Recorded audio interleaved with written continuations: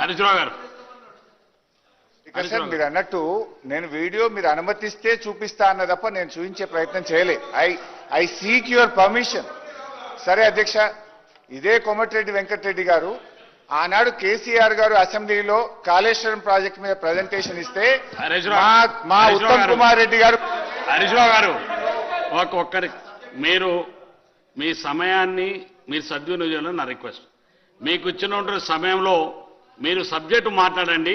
మీరు ఇది కావడం వల్ల డివిజన్ కావడం వల్ల సబ్జెక్ట్ పోతుంది. దయచేసి మీరు సబ్జెక్ట్ మాట్లాడండి. ఎందుకు డివిజన్ అవుతున్నారు? సబ్జెక్ట్ మాట్లాడండి. సార్ నేను సబ్జెక్ట్ గురించే మాట్లాడుతున్నా.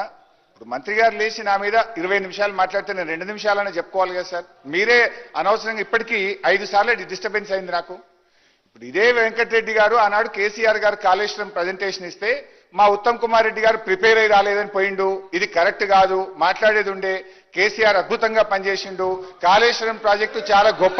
మీరు ఎందుకు మినిస్టర్ గారు స్పీకర్ సార్, హరీష్ రావు గారు హద్దు దాటుతున్నాడు. మీ లిమిట్ లో ఉండండి. జరగలేదు సంఘటన, అట్లా జరగలేదు.